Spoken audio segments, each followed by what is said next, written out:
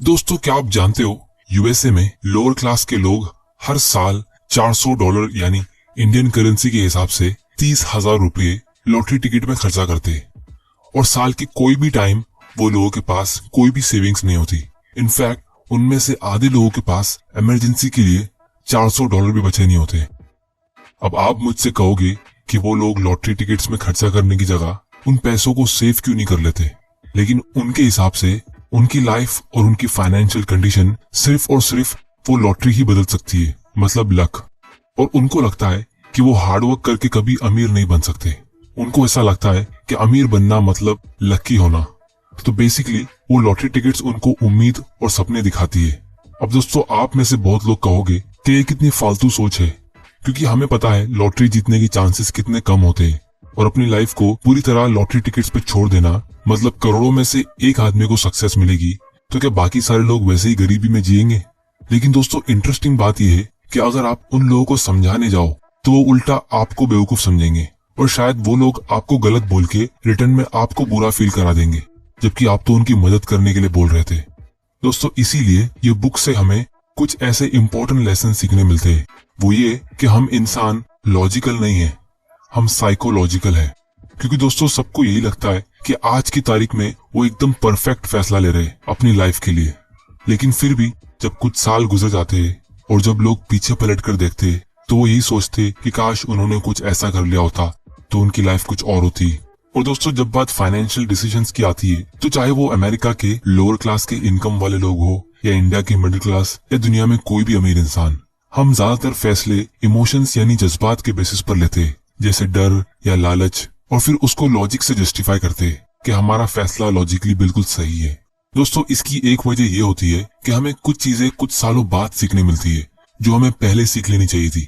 इसीलिए दोस्तों, आज मैं कुछ ऐसे इंपॉर्टेंट लेसन्स इस बुक से शेयर करने वाला हूँ जो हमारी साइकोलॉजी और माइंडसेट से रिलेटेड है, जिसकी वजह से हम जाने अनजाने में गलत फैसले लेते हैं, जिसको आज सुधार कर आप जल्दी फाइनेंशियली फ्री हो सकते हो। तो दोस्तों, आगे बढ़ने से पहले अगर आप इस चैनल में नए हो तो आप इस चैनल को सब्सक्राइब कर सकते हो और बेल आइकन को प्रेस कर देना ताकि आप ऐसे इंपॉर्टेंट वीडियोस मिस ना कर दो। तो चलिए शुरू करते हैं।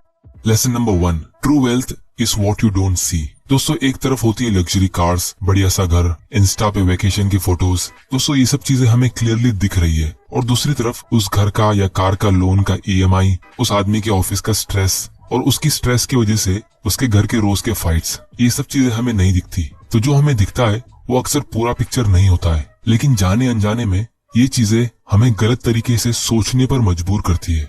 कि जब भी हम किसी अमीर आदमी को देखते हैं, जैसे उसके पास कोई लग्जरी कार हो या कोई वेकेशन पे गया हो, तो हम भी यही सोचते हैं कि काश मेरे पास भी ऐसी कार होती, काश मैं भी इसी जगह घूम पाता, ये कितनी मस्त लाइफ है। अब हम ये नहीं सोचते कि वो लोगों की लाइफ एक्चुअली में मस्त है या नहीं। हम उन लोगों की लाइफ से सिर्फ फ्लैशी और ऐसी ब्राइट चीजें ढूंढ के पिक करते हैं। और दोस्तों, हमें ये चीज याद रखनी चाहिए कि जिस वजह से उस आदमी ने कार ली थी कि लोग उसकी इज्जत करेंगे, लेकिन एक्चुअली में लोग उसकी नहीं बल्कि उसकी कार की इज्जत कर रहे हैं। दोस्तों, क्योंकि जब भी हमारे सामने से कोई कार गुजरती है तो हम हमेशा यही कहते हैं कि वाह क्या कार है। हम कभी ऐसा नहीं कहते कि वाह क्या आदमी है। और इसी वजह से लोगों के दिमाग में एक परसेप्शन बैठ गया है कि अमीर मतलब आपके पास दिखाने के लिए कुछ होना चाहिए।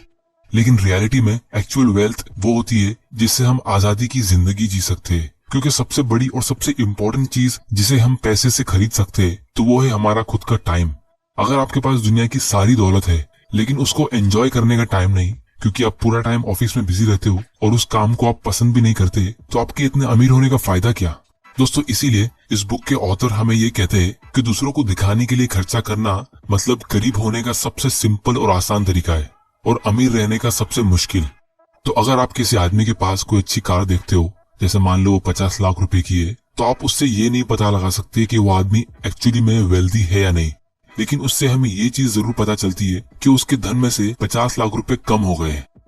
लेसन नंबर 2, यू पे अ प्राइस फॉर एवरीथिंग। दोस्तों, मान लो आपको एक कार खरीदनी है और उसका प्राइस है 12 लाख रुपया। तो आपके पास अभी 3 ऑप्शन है। पहला, आप 12 लाख रुपए पे कर दो। दूसरा, अगर आपको उतना खर्चा नहीं करना तो आप कोई सस्ती कार ढूंढ लो। तीसरा, किसी दूसरे आदमी की कार चुरा लो। अब दोस्तों, 99% लोग कार चुराने वाला ऑप्शन नहीं चुनेंगे, क्योंकि उन्हें पता है कि फिलहाल तो कार मिल जाएगी, लेकिन उसके बदले आगे जाके फ्यूचर्स में जो प्रॉब्लम्स होगी वो बहुत ज्यादा हो सकती है। तो उसके बेनिफिट जो हमें क्लियरली दिख रहे हैं वो उसके नुकसान से काफी छोटे जो फिलहाल नहीं दिख रहे। लेकिन अगर कोई आदमी गाड़ी चुराता है तो हम उसको यही कहेंगे कि उसने गलत फैसला लिया, फिर चाहे उसको कोई सजा मिले या नहीं मिले, क्योंकि हमें ऐसी चीजें दिख रही है जो उस आदमी को नहीं दिख रही। इसीलिए हम 99% लोग गाड़ी को चुराना नहीं पसंद करेंगे, फिर भले हम कोई सस्ती या सेकेंड हैंड कार ढूंढ लेंगे, क्योंकि हमें पता है नथिंग इज फॉर फ्री। उसी तरह जब आपको अमीर बनना है और इन्वेस्टिंग से अपने पैसों को ग्रो करना है तो आपके पास दो ऑप्शन है।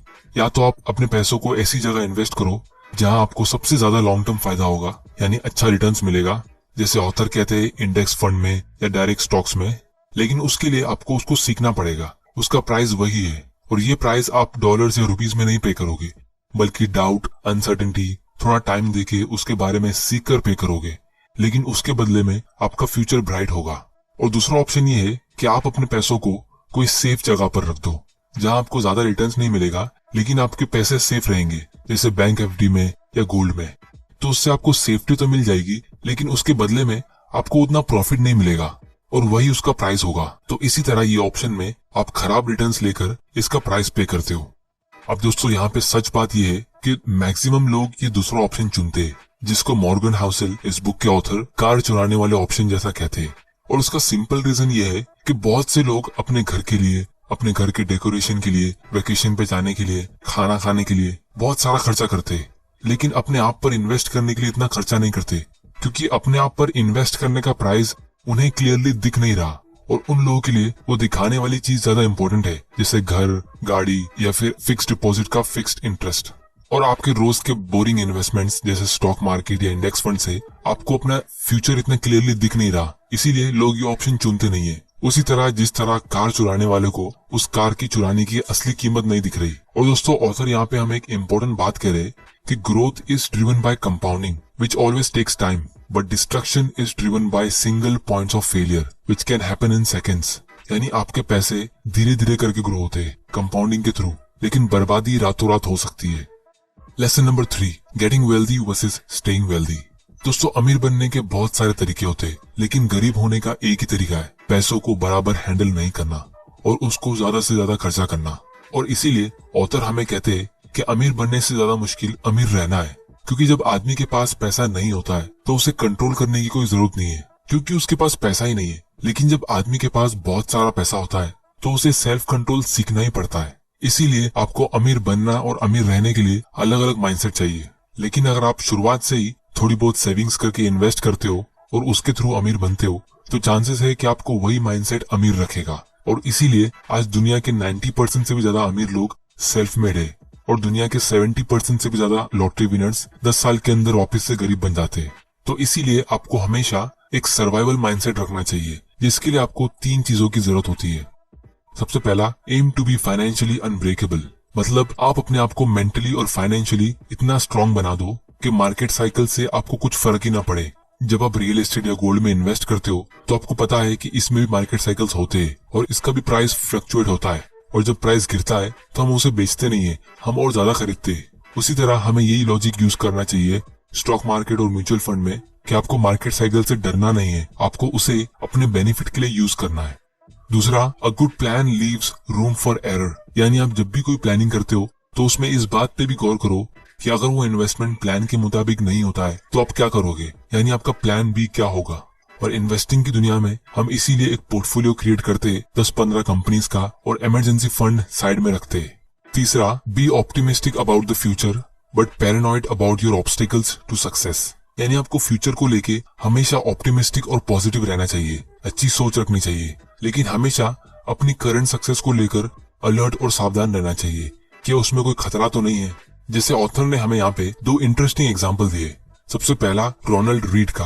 आप ये नाम गूगल करके सर्च कर सकते हो। ये आदमी ने पूरी जिंदगी सिर्फ चौकीदारी की नौकरी की है, लेकिन उसके मरने से पहले उसके पास $8 मिलियन जमा थे, जो इंडियन करेंसी के हिसाब से लगभग 55 करोड़ रुपए होते। अब कोई आदमी छोटी मोटी नौकरी से इतने सारे पैसे कैसे जमा कर सकता है? तो उसका आंसर है सेविंग्स और इन्वेस्टिंग की आदत डाल के।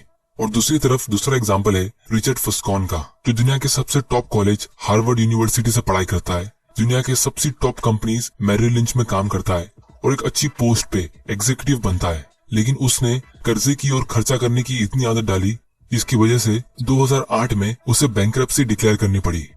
दोस्तों, गरीबी से बुरी चीज क्या होती है, वो ये कि आप अमीर बने और फिर वापस गरीब हो गए। तो इसीलिए अगर आप अपने दम पे 10 लाख रुपए इन्वेस्ट करके उसे मैनेज नहीं कर सकते तो आप 10 करोड़ रुपए मैनेज नहीं कर सकते। और इससे हमें ये चीज पता चलती है कि आपकी सबसे बड़ी प्रॉब्लम कम पैसा नहीं है, आपकी बड़ी प्रॉब्लम ये है कि आपको पैसा मैनेज नहीं करना आता। क्योंकि गरीब लोगों की सोच हमेशा ये होती है कि जब हमारे पास ज्यादा पैसा आएगा तो हम उसे मैनेज करना सीखेंगे, लेकिन अमीर लोगों की सोच ये होती है कि जब हम थोड़े पैसे को अच्छे से मैनेज करेंगे तो हमारा पैसा अपने आप बढ़ जाएगा। Lesson number 4, savings and financial freedom. दोस्तों, दुनिया में 3 टाइप के लोग होते हैं। एक वो जो सेव करते, दूसरे जिन्हें लगता है वो सेव नहीं कर सकते, और तीसरे जिन्हें लगता है उनको सेव करने की जरूरत ही नहीं। आई एम श्योर आप तीसरी कैटेगरी में नहीं आते हो क्योंकि आप ये वीडियोस देख रहे हो। दोस्तों, हम सेविंग्स के बारे में बहुत सुनते, आपको बचपन से आपके पेरेंट्स ने कहा होगा कि पैसे सेव करा करो, लेकिन ये सेविंग्स इतनी इंपॉर्टेंट क्यों है? क्योंकि हर एक रुपया जो आप सेव करके इन्वेस्ट करते हो वो आपका फ्यूचर का वो टाइम खरीदता है जो शायद किसी और ने खरीद के रखा था।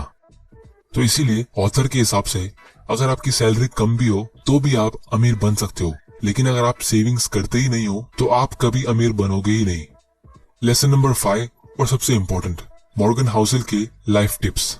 सबसे पहला, अपने सारे फाइनेंशियल डिसीजंस इंडिपेंडेंटली लो, ये सोच के नहीं कि मुझे किसी को दिखाना है या किसी ने किया था इसलिए मुझे भी करना है।